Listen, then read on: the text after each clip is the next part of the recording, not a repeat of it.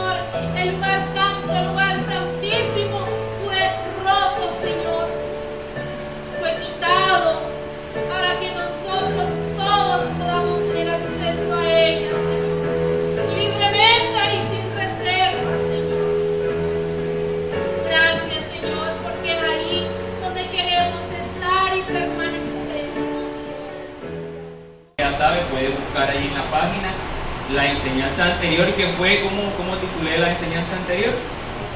Experiencia, ¿cierto? Eso fue lo que tratamos el domingo pasado. Reflexionamos en la primera carta de Juan, desde el capítulo 1, versículo 1 al versículo 4. Bajo ese título, experiencia, donde Juan nos mostraba una experiencia que en todos los sentidos, una experiencia en todos los sentidos, lo que él había oído, lo que él había visto y lo que habían palpado, y una experiencia en todos los sentidos con Jesús, pero una experiencia en todos los sentidos con Jesús que le llevaba a anunciar esa experiencia que había vivido. Y el desafío del Señor para nosotros el domingo fue a vivir esa experiencia con el Señor, de comunión en su palabra, de fraternidad con los hermanos y con la persona de Jesús, pero esa experiencia llevarla a otros. Amén. Y yo otra vez haría lo mismo, preguntar cuántos de pronto han cumplido con esa tarea. No, pastor, yo he pasado tiempo con el Señor, sí, pero has empezado a anunciar esa experiencia a otros. Entonces ese es el desafío que la palabra nos trajo el domingo pasado. Hoy voy a tratar un tema con ustedes, va a ser primera de Juan, y buscando ahí títulos para la enseñanza se me vino a la mente varios títulos, pero estaba así como que indeciso, pero Dios siempre le ayuda a uno como que a poder centrarse en una realidad que puede ver en el texto. Y el tema de hoy, o el mensaje de hoy, se llama reacción en cadena. Así se llama. Reacción en cómo? En cadena. Y ahorita vamos a ver a través del texto eso. Reacción en cadena. Y esta es una frase, reacción en cadena, una frase que se usa en el área de las ciencias y de manera especial en el área de la química. Yo soy ingeniero químico frustrado. Nada más estudié 2 semestres. Estaba estudiando en la Universidad San Buenaventura. El primer semestre costaba un ojo, el segundo semestre costaba un riñón, y así. O sea, cada día iba. Entonces, en el área de la química se usa mucha esta frase, reacción en cadena. Esta frase, en su sentido básico, ¿qué quiere decir? Es un conjunto de acontecimientos provocados cada uno de ellos por el anterior. Un conjunto ¿de qué? De acontecimientos provocados cada uno de ellos por el anterior. Hay unos videos por allí en internet de gente que hace cosas con fósforo, y ahí algunos hacen un barco, otros hacen una casa, y un solo fósforo genera una reacción que comienza a prenderse todo eso. Esa gente no tiene que gastar ni una plata. ¿Sabes cuántas cajetillas de fósforo se gastan allí para hacer todo eso? Y eso genera esa reacción en cadena. Todo lo que el primer fuego prende comienza a consumirse. Y hay algo particular también en el dominó. Uno pone todas las fichitas del dominó y tumba la primera, empiezan todas. Y así podamos tener de pronto varios ejemplos, no de pronto en el área de la química, porque ya toca buscar tubos de ensayo y las cosas aquí para hacer un experimento. Pero eso es como que lo más sencillo en cuanto a lo que es una reacción en cadena. Pero hay algo con respecto a esto, a una reacción en cadena, y es que para empezar una reacción en cadena debe haber una acción inicial. Debe haber algo al principio que va a ocasionar esa reacción en cadena. ¿De acuerdo conmigo? Hay un acto inicial, hay una acción inicial que genera esa reacción en cadena.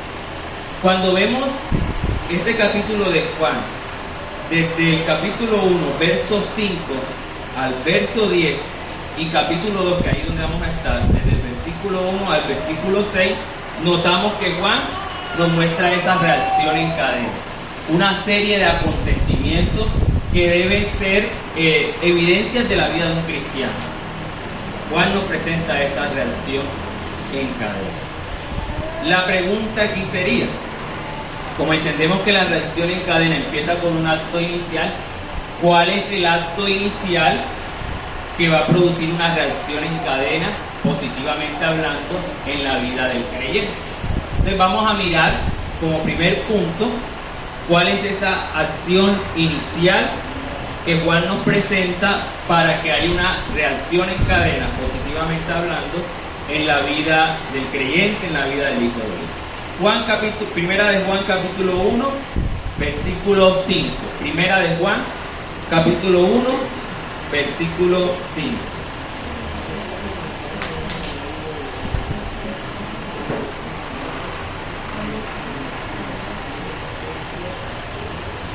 Primera de Juan capítulo 1, verso 5 dice: este es el mensaje que hemos oído de él y os anunciamos: Dios es y no hay ningunas tinieblas. De la acción inicial que Juan nos presenta es la verdad de que Dios es luz. Pastor, ¿qué? El foco es una lámpara. Es lo que Juan nos está presentando.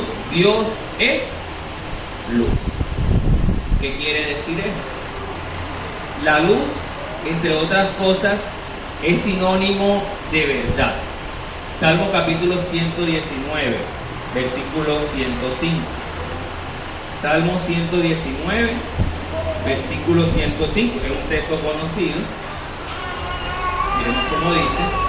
Salmo 119, 105. ¿Qué dice?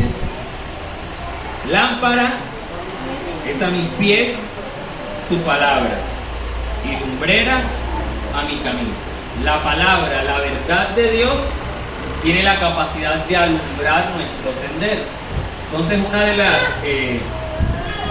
de definiciones o comparaciones con la luz es que la luz simboliza la verdad de la palabra del Señor. Hay otro texto, por ejemplo, en Proverbios capítulo 6, que nos habla también al respecto. Proverbios capítulo 6, verso 23. Proverbios 6, 23. Vayan anotándolo allí.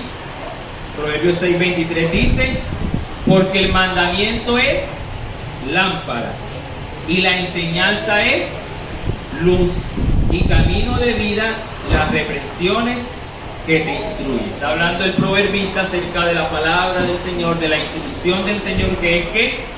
Que es luz para nuestras vidas. Entonces, una de las primeras anotaciones que podemos hacer con respecto a la luz es que la luz es sinónimo de verdad. Por tanto, si Dios es luz, Dios es entonces ¿qué? Dios es verdad. O en Él está contenida toda la verdad. Pero la luz también, y podemos mirar varios textos del Antiguo Testamento, la luz también es símbolo de pureza. La luz también es símbolo de piedad, de santidad. Entonces, cuando se refiere a Dios como luz, también se refiere, a una característica de su carácter. Dios es santo, Dios es moralmente correcto. Con respecto a... Hay muchos lugares donde se debate si Dios existe o no. Y muchos de nosotros como cristianos, ante un debate así, la respuesta sencilla es, al preguntarnos, ¿Dios existe? Sí, Dios existe. ¿Por qué? Porque la Biblia lo dice. Entonces la persona puede objetar y decirte, pero dame un argumento fuera de la Biblia que me pueda decir a mí que Dios verdaderamente existe.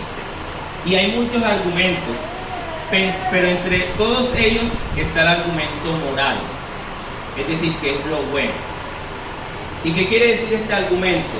Que yo creo que Dios existe fuera de la Biblia porque en la conciencia del ser humano hay una idea de lo que es bueno y de lo que es malo. Y si esa idea de ser bueno, de lo que es bueno y es malo está en la conciencia del ser humano, es porque alguien se la colocó. Y ese alguien que le colocó eso debe ser superior a nosotros. Y como es superior a nosotros, es Dios. Y no usó la Biblia, sino que usó un argumento moral. Porque si usted toma una persona y la coloca en un juicio y le dice, no, mataste y esto es malo. No, porque es malo, porque la ley colombiana lo dice. Pero ¿por qué la ley colombiana lo dice? Porque nuestra conciencia está de que no es bueno atentar contra la vida de una persona. ¿Y quién te puso ese pensamiento de que no es bueno atentar contra la vida de la persona? El Señor, el Dios Todopoderoso. Entonces ese es el argumento moral con que se afirma la existencia o la creencia de Dios.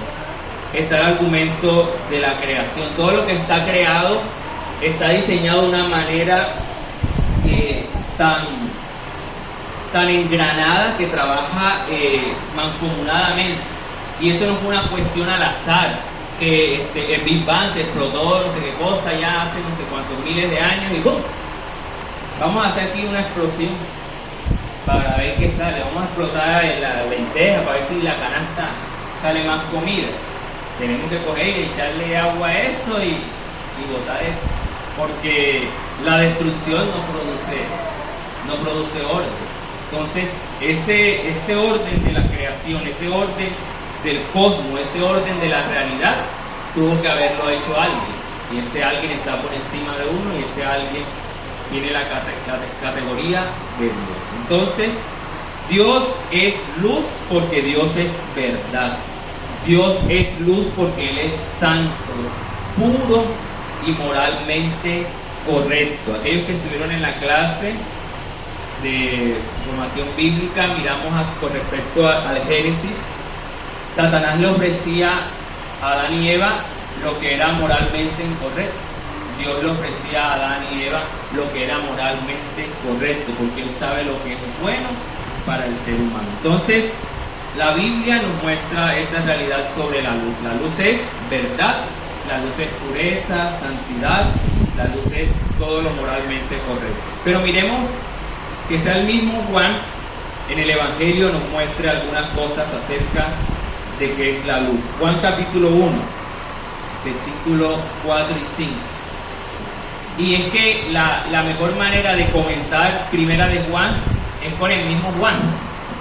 Primera de Juan capítulo 1, verso 4 al 5. Dice: en Él estaba la vida, y la vida era la luz de los hombres. ¿En quién estaba la vida? En Jesús. La luz en las tinieblas resplandece, y las tinieblas no prevalecieron contra ella. El conocido Juan 3:16. Porque de tal manera amó Dios al mundo, que ha dado a su Hijo unigénito, para que todo aquel que en Él cree no se pierda, mas tenga vida eterna. Domingo pasado dijimos que era la vida eterna, que es conocer a Dios y conocer a Jesús, además de irse para el cielo, conocer al Padre y conocer al Hijo. Versículo 17. Porque no envió Dios a su Hijo al mundo para condenar al mundo, sino para que el mundo sea salvo por Él.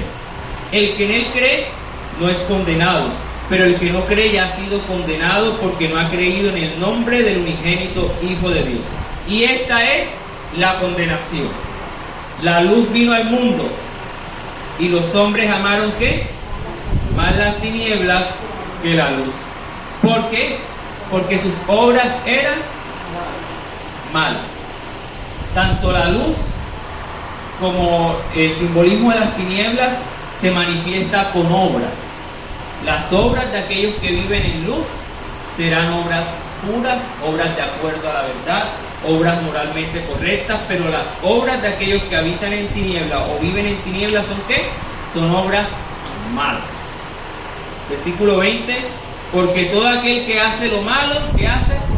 Aborrece la luz, y no viene a la luz para que sus obras no sean reprendidas.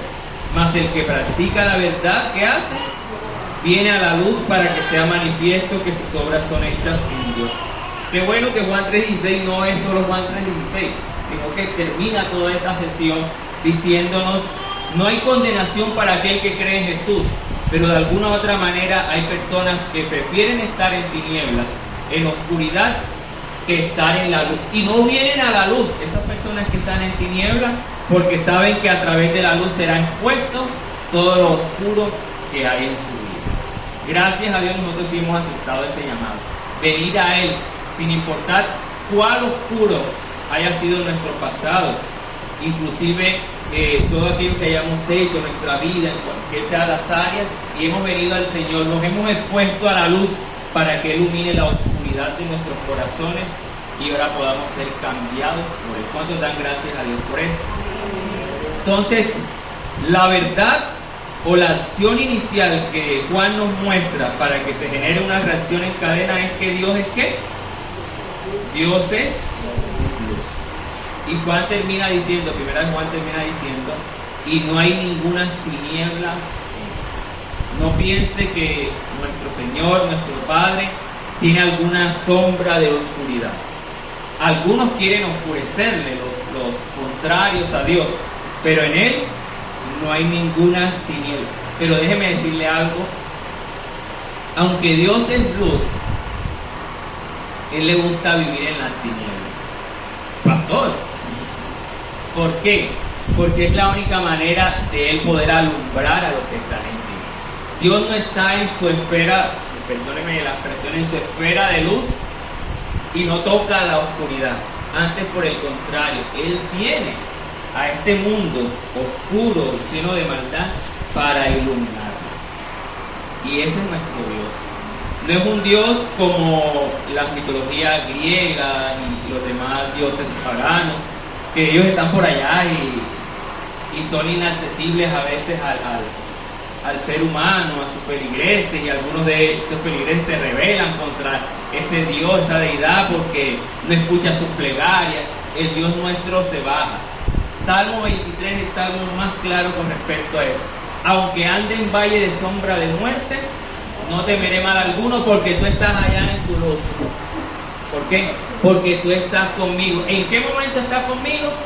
En mi momento oscuro, en mi momento de tiniebla, en mi momento de pecado. Entonces ese es nuestro Dios. Es luz, pero viene y mora en medio de las tinieblas de nuestra vida para aclarar nuestro camino. Entonces esa es la acción inicial.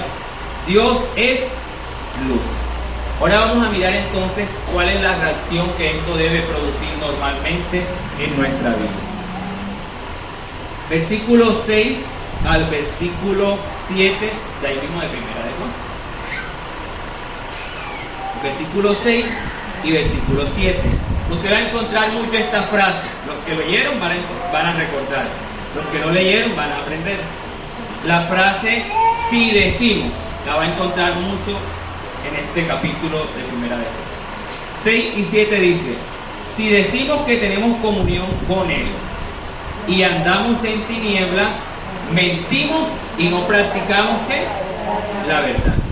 Pero si andamos en luz, como Él está en luz, tenemos comunión unos con otros, y la sangre de Jesucristo nos limpia de todo pecado. Entonces, ¿cuál es la primera reacción en cadena que ocurre por la acción de que Dios es luz? Es andar en luz.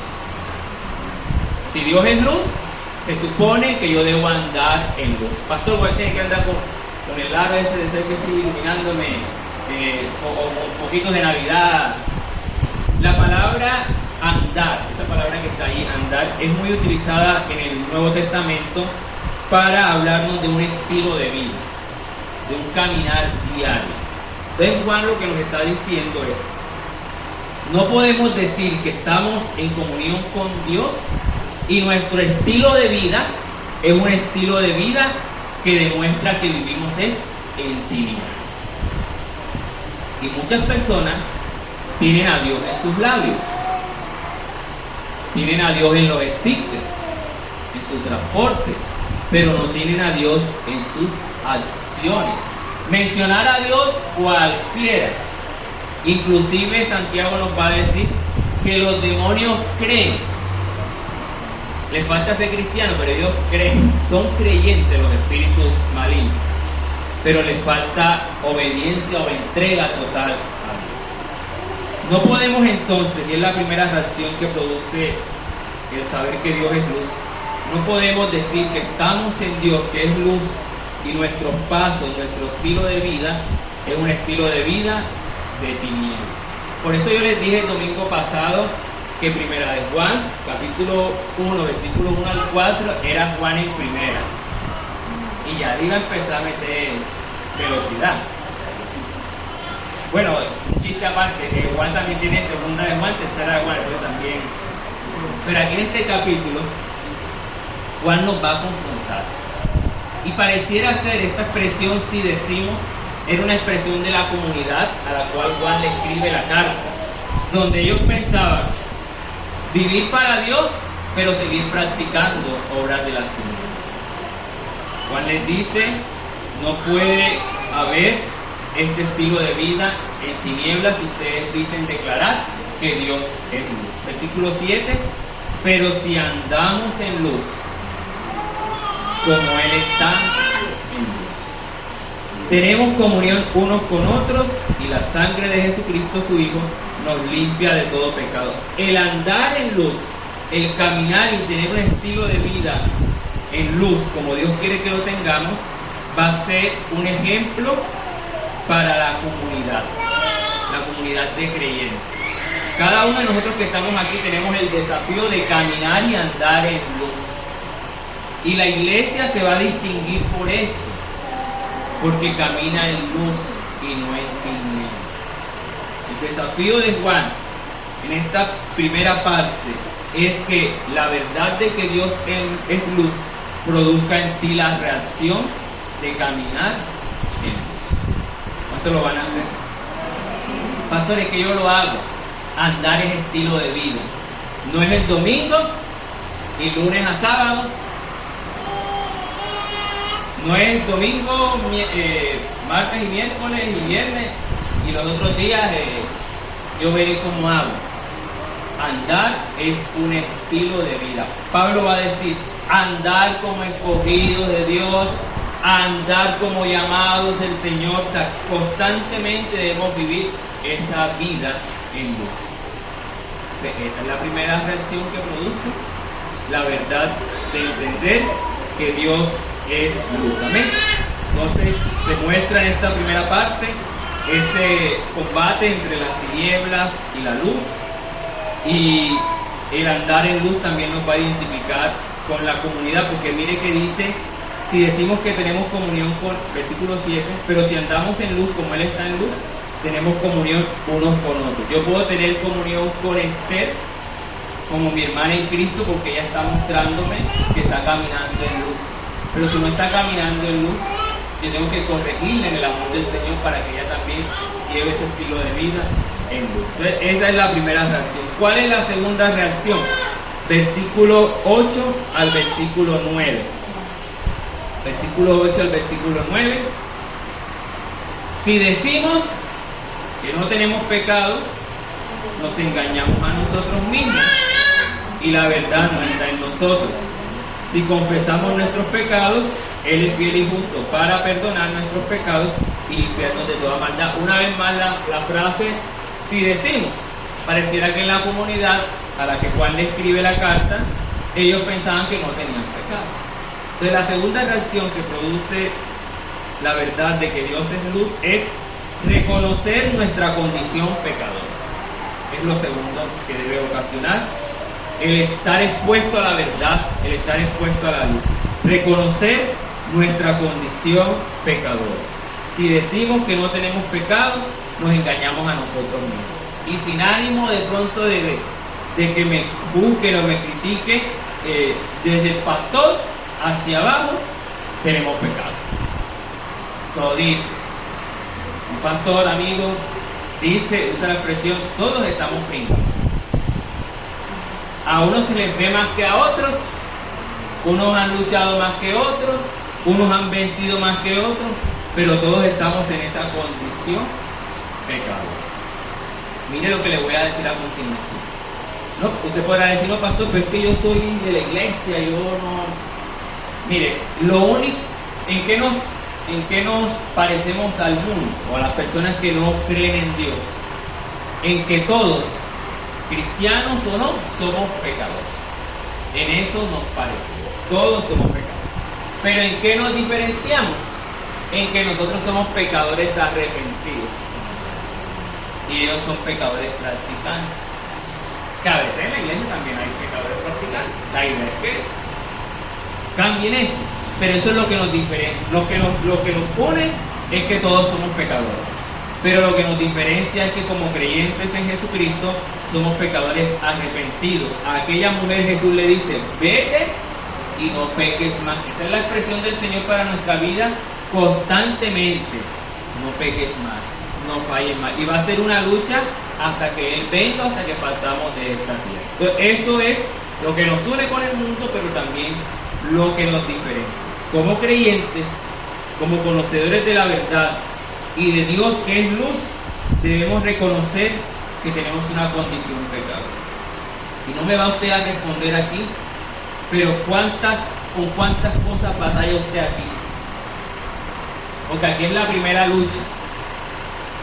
Viene a la mente. O sea, el pecado no viene y se le presenta de manera física de una vez, sino que hay una batalla primeramente aquí en su mente. Y qué bueno que es allí primero, porque desde allí usted puede vencer. Y no es que se le presente el diablo con el trinche para apoyarle. O sea, hay una batalla aquí, hay una lucha.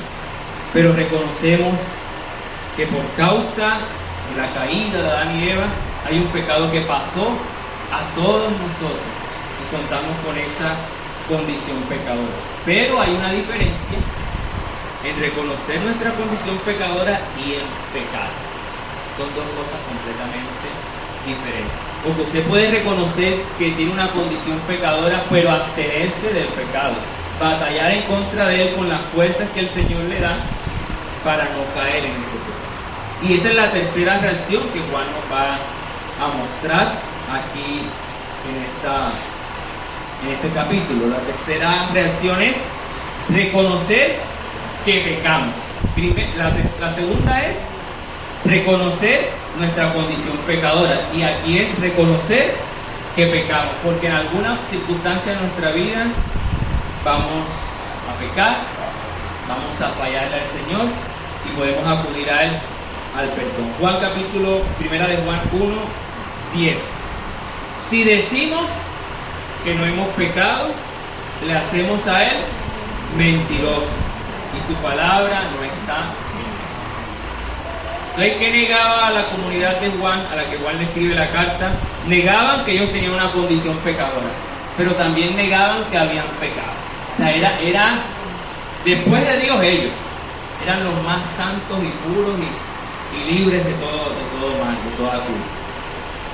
Por eso Juan les escribe en el capítulo 2, verso 1: hijitos míos, y subraya mucho esa expresión, hijitos míos, porque entre otras cosas esa expresión de hijos o ese cariño que Juan muestra es un cariño pastoral.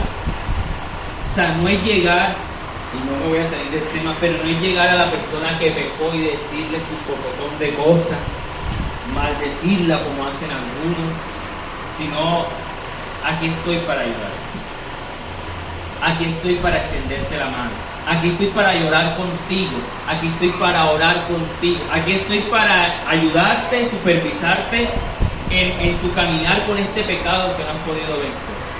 Hijitos míos. Juan pudo hacer uso de su autoridad apostólica y usar otra frase para condenar, juzgar o señalar a estos hermanos que decían esto. Pero él dice: hijitos míos, estas cosas os escribo, ¿para qué? Para que no pequen. ¿Cuál es el deseo de Juan? Que la gente no peque. Y si alguno hubiere pecado, abogado tenemos para con el Padre, a Jesucristo Jesús. Pastor, no importa lo que yo haga, tengo el abogado ahí 24/7 para que me perdonen. No, o sea, la idea de Juan es: no peques, pero si por alguna circunstancia pecamos, Dios es suficiente a través de Jesucristo para perdonarnos. Pero la idea de Juan no es patrocinar o dar licencia a que pasemos pecando, sino a darnos la fuerza, el aliento para no hacerlo. Y si lo hacemos, tenemos perdón en Jesucristo. Usted y yo debemos estar luchando constantemente con agradar a Dios, vivir en luz, caminar en luz. Versículo 2 dice que Él es la propiciación por nuestros pecados. Versículo 3, y en esto sabemos que nosotros le conocemos si guardamos sus mandamientos. Entonces, claro, hasta aquí, la primera acción que produce la reacción en cadena según Juan es: Dios es luz. Lo segundo es ¿qué? O la primera reacción es ¿qué? Andar en luz. La segunda reacción es reconocer nuestra condición pecadora. La tercera reacción es reconocer que en ocasiones pecamos. Y lo cuarto que Juan nos muestra es que el estar expuestos a la luz va a producir una reacción en nosotros y es obediencia. Obediencia. Primera de Juan, capítulo 2, versículos 3 al versículo 5. Primera de Juan 2, versículo 3 al versículo 5. Y en esto sabemos que nosotros le conocemos si guardamos los mandamientos. El que dice, yo le conozco, y no guarda sus mandamientos, el tal es que, ¿y qué? Y la verdad no está en él. Pero el que guarda su palabra, en este, verdaderamente el amor de Dios se ha perfeccionado. Por esto sabemos que estamos en él. Entonces, la cuarta reacción que Juan nos muestra es que debe haber una obediencia a los mandamientos de Dios. ¿Y cuáles son los principales mandamientos según Jesús? Amar a Dios sobre todas las cosas y amar al prójimo como a nosotros. Porque es que en el amar al prójimo se encierran los demás mandamientos que están en Éxodo y en Deuteronomio, la ley de Moisés y demás, porque Moisés dice, dado por Dios, no matarás. ¿Y a quién se mata? Al prójimo. Y Jesús va a decir, ama al prójimo, es decir, no atentes contra su vida. Moisés va a decir en los 10 mandamientos que no debemos codiciar el bien ajeno, es decir, ¿el bien de quién? Del prójimo. Va a hablar del adulterio, va a hablar de ciertas cosas que no debemos practicar porque se supone que amamos al prójimo y no queremos dañarlo. Entonces, en eso se resumen los mandamientos según el Señor, porque en una ocasión a Jesús le pregunta, ¿qué mandamiento debemos guardar? Y Jesús le dice, amarás a Dios sobre todas las cosas y a tu prójimo como a ti mismo. El primer mandamiento es ese y el segundo es similar. Entonces, lo cuarto que produce el estar expuestos a la luz o a la acción de Dios como luz es que obedezcamos los mandamientos del Señor. Y por último, para terminar, la quinta reacción que debe producir la acción de que Dios es luz es la siguiente, versículo 6, el que dice, y esto es casi como una conclusión de Juan, el que dice que permanece en él debe andar, esta es la tapa. Juan nos dice, Dios es luz, esa es una realidad. Juan nos dice, caminemos en luz. Juan nos dice, reconozcamos que somos pecadores. Juan nos dice, reconozcamos que en ocasiones pecamos. Juan nos dice, seamos obedientes a los mandamientos y finalmente nos va a decir, imiten a Jesús. Imiten a Jesús. ¿Y cómo puede usted imitar a Jesús? Conociéndole, una experiencia. ¿Cómo puede tener esa experiencia de conocer al Señor? A través de la palabra. Ahí están los evangelios, cómo vivió Jesús, cómo caminó Jesús, cómo actuó Jesús con los religiosos de su tiempo, cómo actuó Jesús con los excluidos de su tiempo, cómo actuó Jesús con el pobre, cómo actuó Jesús con el rico. Y esa manera de vivir, usted y yo debemos entonces, ¿qué? Imitarla. Este pasaje sería bueno que usted se lo aprendiera. Primera de Juan 2:6. El que dice que permanece en él debe andar. ¿Andar en qué? ¿Estilo de qué? Como él anduvo. Debe tener el estilo de vida de Jesús. Y Jesús, entre otras cosas, se metía en lugares que muchos pastores cristianos de este tiempo no se meten. Jesús se metía en lugares. Es más, Jesús tenía un apodo, le tenían un apodo y era amigo de pecadores. Ese era el apodo que le tenían a Jesús. No porque Jesús les aplaudía la sinvergüenzura a la gente, ni mucho menos, sino porque estaba con ellos para cambiarle lo que les decía al principio. Dios, que es luz, le gusta habitar en medio de las tinieblas para poder hacer una reacción en ellos y sacarles de las tinieblas y convertirlos a la luz del Señor. Usted y yo tenemos el desafío de que al conocer la verdad de que Dios es luz, de que Él es la verdad, que es moralmente correcto, eso produzca un cambio en su vida. Un cambio que lo lleve a usted a un estilo de vida en luz, diario, no solo en la iglesia, sino fuera. Aquí es fácil, pero afuera se torna un poco complicado, hostil. La reacción que Juan también nos muestra es que usted y yo debemos reconocer que somos pecadores. Debemos reconocer que hemos pecado. Debemos obedecer sus mandamientos y debemos imitar a Jesús.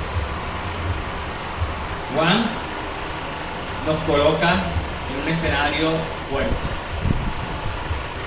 porque podemos decir que conocemos a Dios y que estamos en este lugar para glorificar el nombre del Señor, pero ¿qué reacción está produciendo verdaderamente eso en tu vida? Y no es que diga yo que esto es algo instantáneo, que usted vino hoy al Señor y ya mañana es súper cristiano, no, es algo constante. Conmigo ha sido desde 2003 hasta ahorita, y no soy un profesional en la fe, no soy un profesional en el andar en luz. Tengo mis momentos complejos, mis momentos fuertes, mis momentos en los cuales viejo William, hágame un favor y se queda quieto, porque hay una lucha dentro de mí. No estoy delante de ustedes como el más santo, estoy delante de ustedes como aquel que también lucha junto con ustedes, que también sabe que tiene pecado, que también sabe que en ocasiones falla y que tiene a un abogado que le defiende, pero tiene a alguien aquí al frente en esta mañana que quiere caminar como caminó Jesús. Si hay alguien que debe ser el modelo para su vida, es Jesús. Ese modelo de santidad, dice la Biblia que Él fue tentado en todo, pero sin pecado. Él supo vencer la tentación y Él nos da a nosotros la fuerza para hacerlo. Entonces ruego a Dios que su palabra y la verdad de Dios, que Él es luz, produzcan en usted una reacción en cada día. Produzca algo en usted que lo cambie todos los días. Todos los días. ¿Bien? Puede colocarse en pie, vamos a orar, darle gracias al Señor por su tiempo, por su palabra. Pues la palabra de hoy fue muy importante en la vida de todos los que la escuchamos, de todos los que estábamos presentes y aún de los que estábamos ausentes, ya que nosotros lo podemos transmitir. Ya que hoy aprendimos que Dios es nuestra luz, Jesús es nuestra luz, y si caminamos con Él, en Él, vamos en camino de luz. Y a veces no reconocemos que somos pecadores aún, creemos que todos no lo sabemos, pero es muy importante reconocer nuestros pecados, que aún somos pecadores, pero de la mano de Dios todo se puede y vamos en un camino de luz. Bueno, en la clase de hoy aprendimos reacción en cadena. Eso quiere decir que antes de una reacción hay un acontecimiento anterior, por eso se hacen las reacciones. Entonces dijimos que son varias reacciones y que si nosotros, por ejemplo, decimos que caminamos en luz, debemos hacer las cosas como Dios las manda, o sea, hacer las cosas que sean verdad, estar en la verdad. La enseñanza de la mañana de hoy ha sido de gran bendición para mi vida. Me ha confrontado mucho en cuanto a la responsabilidad que tenemos nosotros como creyentes de ser luz, de andar en luz, porque si decimos que estamos con Cristo, debemos andar en luz con Él.